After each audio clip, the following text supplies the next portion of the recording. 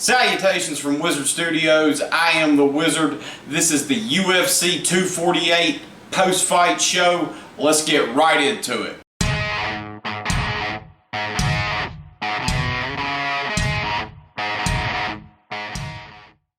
So Israel Adesanya has won via unanimous decision, and it was a dud. I mean, it was an absolute dud. Gosh, it was it was one of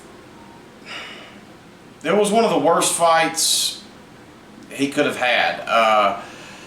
You know, Yoel came out there with a certain game plan, and Israel, he didn't want to go in.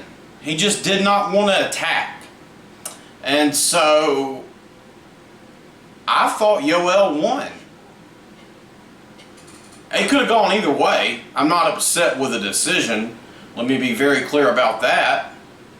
But it was just a stinker of a fight. Now, when you look at it, yeah, Israel landed really good leg kicks. But that was the extent of it. He was just too afraid to go in on Yoel Romero. He did not want to go into the line of fire. Now, with Yoel, he was just playing the counter striker role. That's all. That's it. And Israel, he was just staying on the outside throwing leg kicks the whole time. And, you know, that was just the extent of it. And it just turned out to be the most boring fight. And it did not help that it came right after Joanna and, you know, Zhang Weili. So, and that was an incredible fight. Goodness gracious. We'll get into that in just a second. But I mean, yeah, I mean, Izzy looked good, but he just would not go in. You have to go in. You know, you talk all that, you know, the big game, you know, you're the superstar. I was just wanting him to go in and just showcase that amazing striking. Yeah, he looked good, but, you know, I mean, we'll see, you know, him against Costa. But, yeah, I mean, it was, I just thought Yoel landed the bigger strikes, so that's why I thought he won. But it could have gone either way. It could have gone either way. So Israel won. That's who I thought would win. But it was just a stinker of a fight. It was just a stinker of a fight.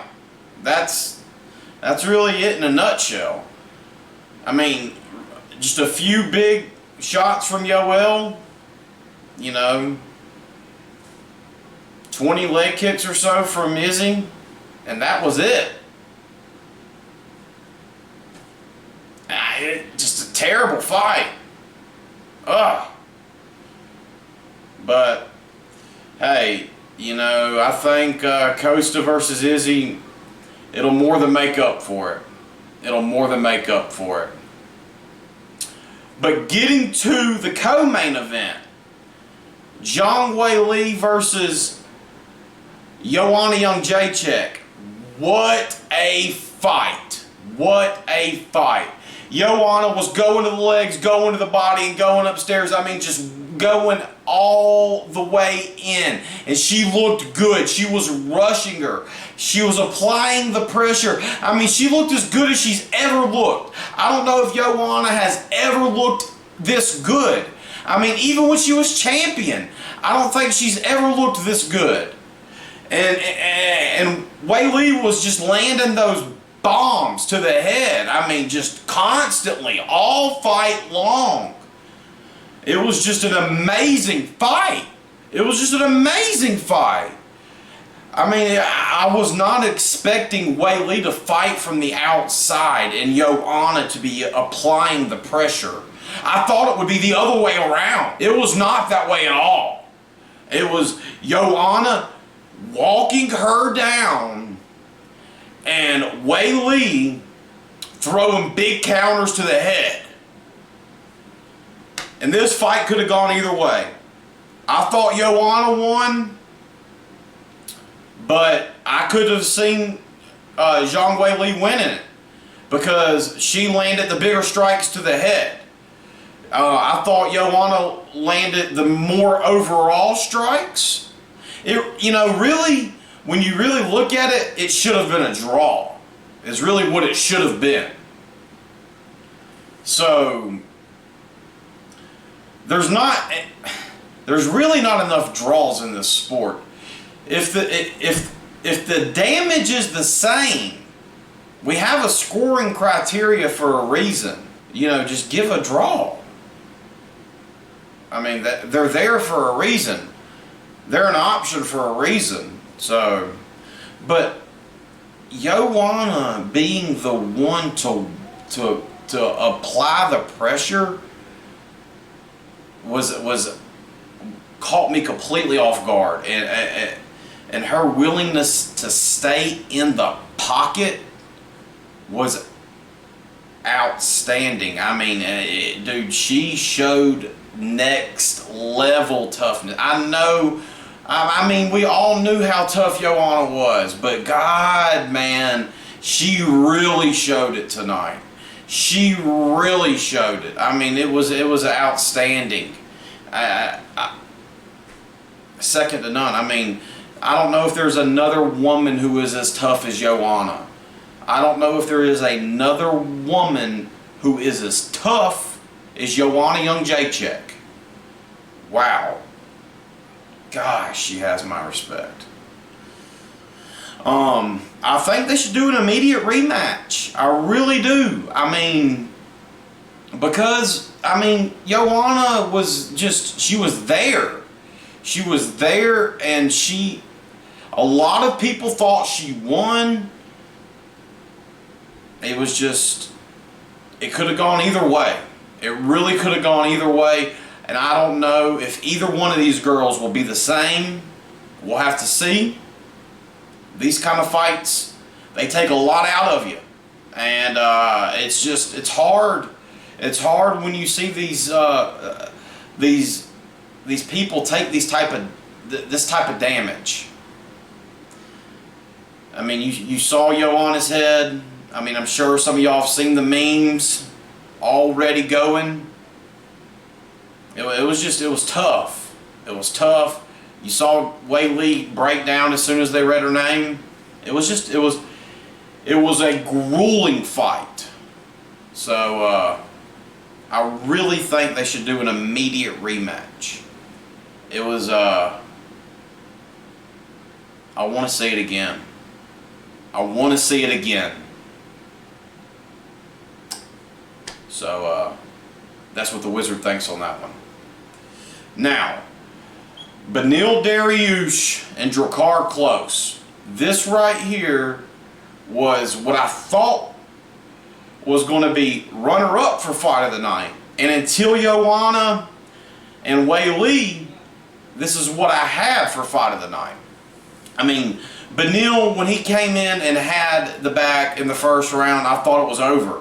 I thought it was over. Drakkar Klose is only a blue belt. I've said that. And I thought that Beneil was going to be able to submit him in the first round. And Drakkar survived. He survived. He made it into the second round. And then he started landing some bombs. He started landing some bombs. And I thought it was over. I was like, he is about to close the show. And you know what? We've seen this before with Khabib and Poirier. When you see Poirier hurt Khabib, and then Khabib throw that haymaker of a check right hook to slow Poirier down in his tracks, stop him right there in his tracks, get some respect right there. Well, that's what Beneil did. He was like, I've got to get some respect right now. And he just threw caution to the wind. And he just started throwing. And let me tell you, he found respect immediately. And you know what? He got a bonus because of it.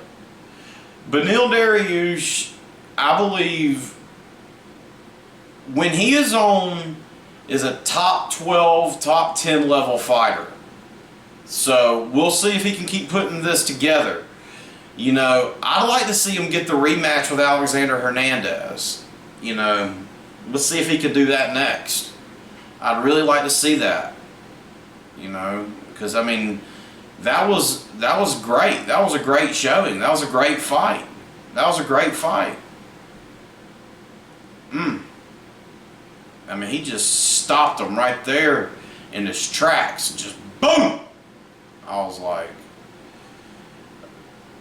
I did not think that Beneil had that type of power. I didn't know, at least. We found out. But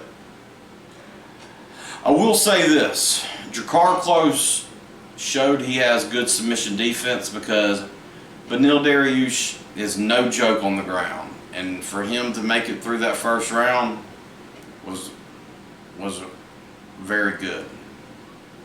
Very good. But Beneil Dariush does it again. I would like to see him get that Alexander Hernandez rematch, but I don't know if they'll do that. But that's what I would like to see. So, anyways, Neil Magny and Li Jingliang. Wow. Neil Magny comes in and absolutely just silences all of his critics, okay? Everybody who is hating on Neil Magny, just shut up. Just shut up. Because you don't know what you're talking about. And, you know, I was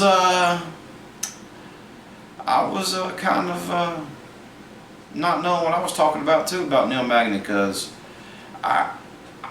we all know how good he is. We all know how good Neil Magny is.